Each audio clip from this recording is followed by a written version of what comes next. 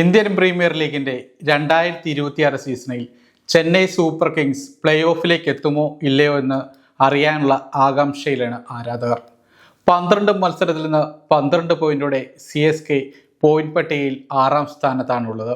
2 മത്സരങ്ങൾ ശേഷിക്കെ CSKക്ക് 2 മത്സരങ്ങൾ ജയിച്ചാലും പ്ലേ ഓഫിലേക്ക് എത്തുക എന്നത് പ്രയാസകരമായ കാര്യമാണ്. പഞ്ചാബ് കിങ്സിൻ്റെയും രാജസ്ഥാൻ്റെയും സൺറൈസേഴ്സിൻ്റെയും എല്ലാ മത്സരഫലങ്ങൾ CSKക്ക് വളരെ നിർണായകമാണ്. CSKയുടെ അടുത്ത മത്സരം സൺറൈസേഴ്സ് ഹൈദരാബാദിനെതിരെ ചെന്നൈയിലാണ്. CSKയുടെ ഈ സീസണിലെ അവസാന ഹോം മത്സരമാണിത്. CSKയുടെ അവസാന മത്സരം ഗുജറാത്ത് ടൈറ്റൻസിനെതിരെ അഹമ്മദാബാദിലുമാണ്.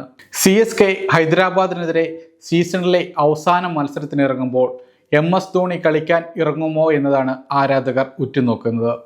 MS ധോണിക്ക് ഇനിയൊരു സീസൺ കളിക്കാനുള്ള ഭാഗ്യം ഉണ്ടാകില്ല. ഈ സീസണിൽ പരിക്കിനെ തുടർന്ന് ഒരു മത്സരം പോലും ധോണി കളിച്ചിരുന്നുമില്ല.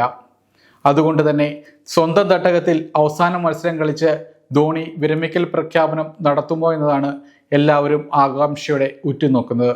കാരണം ധോണി എന്നത് CSKയുടെ ഒരു വികാരമാണ്.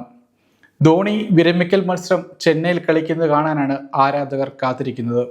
എന്നാൽ ഇതിനുള്ള സാധ്യത വിരളമാണെന്ന് തന്നെ പറയാം. കാരണം ഇപ്പോൾ CSKക്ക് അത്തരമൊരു സാഹസം നടത്തുക പ്രയാസകരമാകും. CSKക്ക് പ്ലേ ഓഫിലേക്ക് എത്താൻ ശേഷിക്കുന്ന 2 മത്സരത്തിലും ജയിക്കുക എന്നത് ഏറ്റവും നിർണായകമായ കാര്യമാണ്.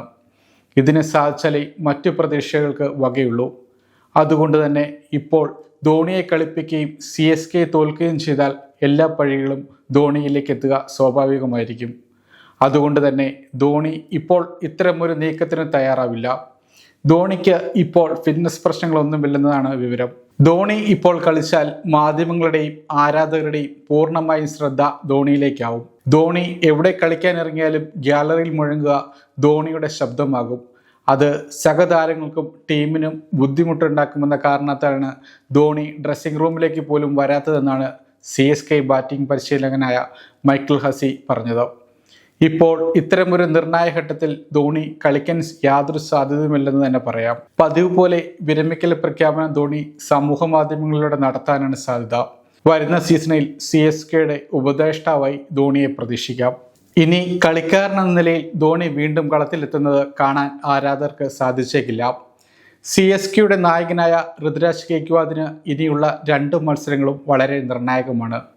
ഇതിനോടകം വലിയ വിമർശനങ്ങളാണ് ഋതുരാജിനെതിരെ ഉയരുന്നത്.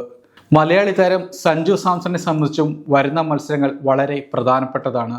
സഞ്ജുവിന് മുന്നിൽ നിന്ന് നയിച്ച് CSK പ്ലേ ഓഫിലേക്ക് എത്താൻ സാധിക്കുമോ എന്നാണ് കണ്ടറിയേണ്ട കാര്യം.